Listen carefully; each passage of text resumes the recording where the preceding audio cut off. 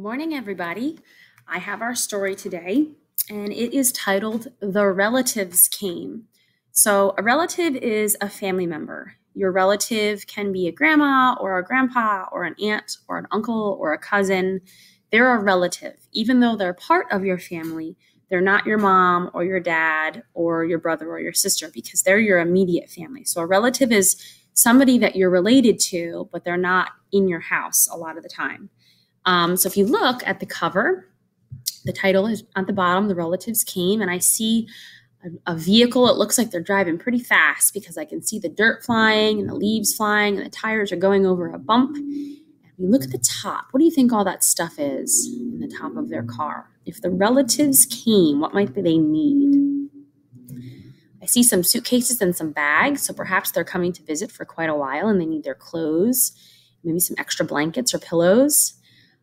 Also, I want to point out this circle on the story. You see that silver circle? That's an award. This story, written by Cynthia Rylant and illustrated by Stephen Gamble, won an award because it is such an awesome children's book. And the author used a mix of paint. So they used paint for the car, but then they also used some colored pencils to color the grass. So the illustrations are beautiful. And I chose this story because it is about family. And Thanksgiving is coming up, and some of you might be having a delicious feast with your family. So I wanted to find a book that is about family, okay? So let's get started. The relatives came. Okay, I'll move my picture for you so you can see the illustrations. Okay, it says, "It was in the summer of the year when the relatives came. They came up from Virginia. They left when their grapes were nearly purple enough to pick, but not quite." Okay, so the relatives came in the summertime.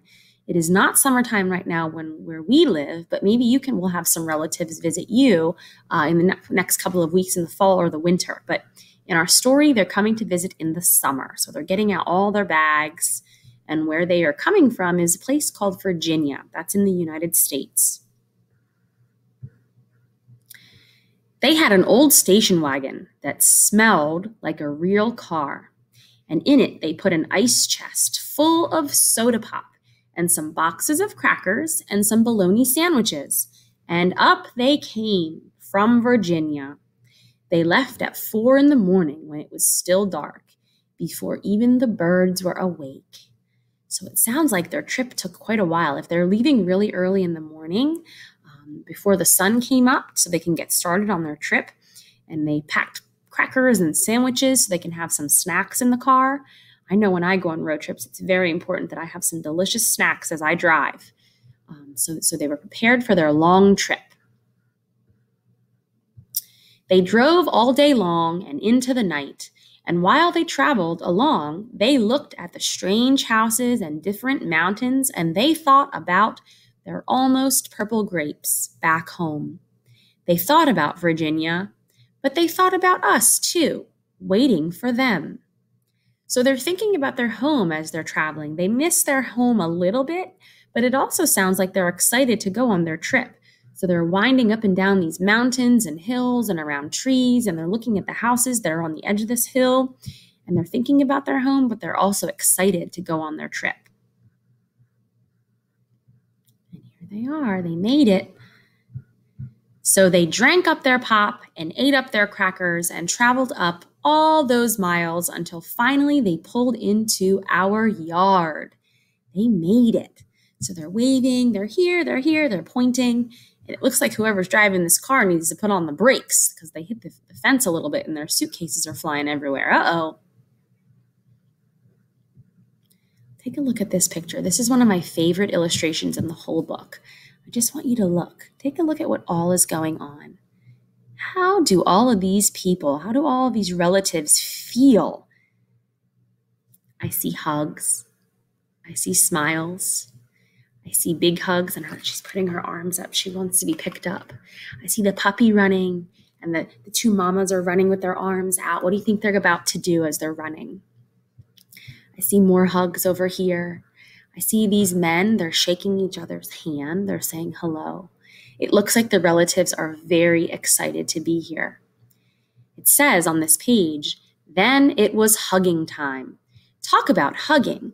Those relatives just passed us all around their car, pulling us against their wrinkled Virginia clothes.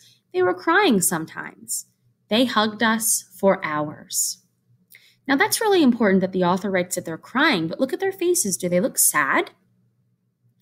No. Sometimes, friends, you can be so happy that sometimes your body, it lets out happy tears. So I think when my baby Caden was born, I had some happy tears because your body just gets so happy that it doesn't know what to do with your tears. So we let out some happy tears. So they're so happy to see each other. Then it was into the house, and so much laughing and shining faces and hugging in the doorways. You'd have to go through at least 4 different hugs to get from the kitchen to the front of the room. Those relatives. So they're still hugging. They're still so happy to see each other. Wow, look at this. This is a beautiful illustration too. Let's take a look. There's 1, 2, 3 areas where everybody is sitting. I see lots of food. I see a sandwich. I see salad. Maybe that's some meat. I see some juice and a pitcher and some cups. It looks like the baby is close to a plate of cookies that's being spilled onto the ground. Oh, even that puppy's getting some food. Okay, so it looks like they're having a feast. It says, and finally, after a big supper, 2 or 3 times around until we all got a turn at the table, there was quiet talk, and we were in 2s and 3s through the house. So they're all sitting with their relatives talking. So it looks like the children are talking, and the adults are talking, and the babies are sitting with everybody. So they're having a nice time talking and eating, just like we will on Thanksgiving. Whoa! Look what happens next. The relatives were not particular about beds, which was good since there weren't any extras.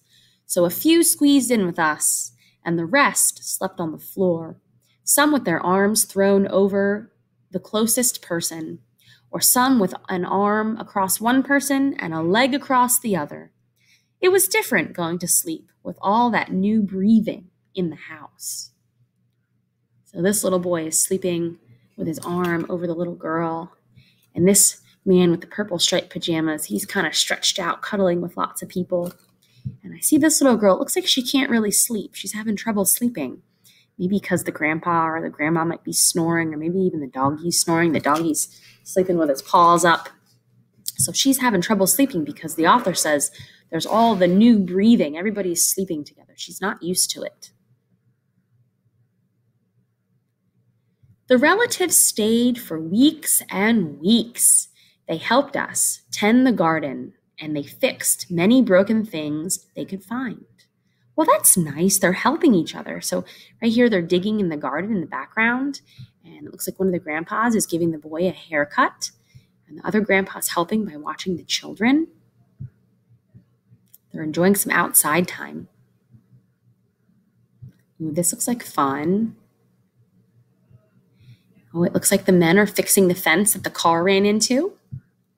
They ate up all of our strawberries and melons.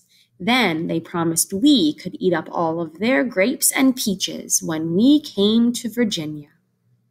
So the family has watermelons in their garden, and there's so many people that they're eating all of the watermelons. But the relatives that are visiting, they're saying, that's okay, come visit us. We've got peaches and grapes. Friends, do you know the names of some of these instruments? Take a look. What instrument do you know? What's this called? It starts with the letter G. It's a guitar. Very good. This looks like a guitar, but it's not. It starts with the letter B. It's a banjo. It's like a guitar, but it has more strings and it sounds different. How about over here? She's playing an instrument. It starts with the letter V. It's a violin. Very good. And this big thing, this is one of my favorite instruments. It's called a bass. It's really low. It has a low sound. It's so big that you have to stand up to play it. So they're playing some beautiful music together. But none of us thought about Virginia much. We were so busy hugging and eating and breathing together. Take a look at what's in this man's hand. That's a camera. They're about to take a family picture. Finally, after a long time, the relatives loaded up their ice chest and headed back to Virginia at 4 in the morning. We stood there in our pajamas and waved them off in the dark. We watched the relatives disappear down the road.